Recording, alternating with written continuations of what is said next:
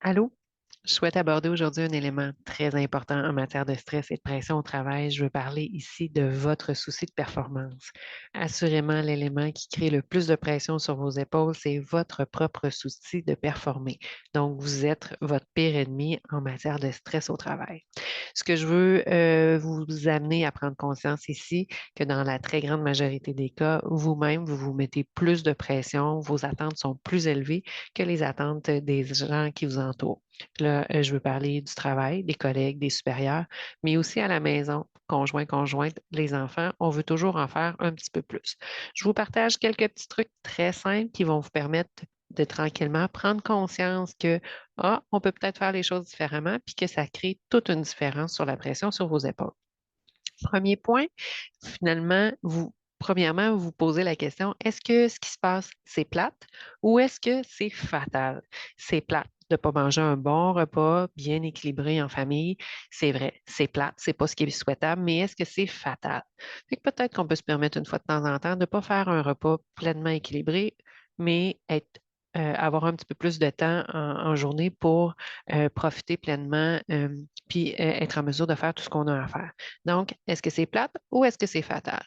Autre petit truc très, très efficace, vous amenez à utiliser le fameux «ouin puis». Quand on vous amène une problématique, quand on vous amène certains enjeux, de vous rappeler «ouin puis», ça va changer quoi? Ça va donner quoi comme impact? Est-ce que c'est vraiment nécessaire?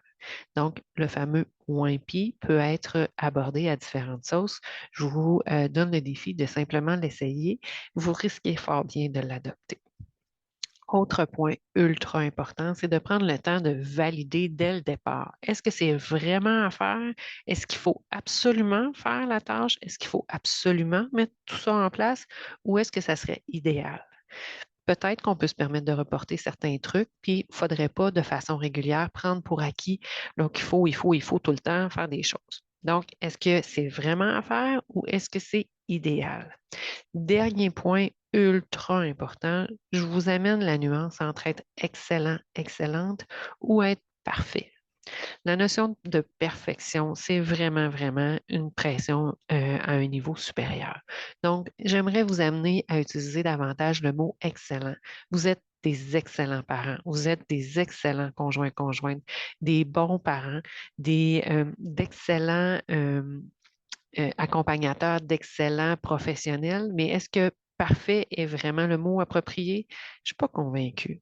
Donc, permettez-vous d'être excellent plutôt que de souhaiter être parfait. Donc, une nuance bien importante qui risque de faire toute la différence sur la pression que vous mettez sur les épaules.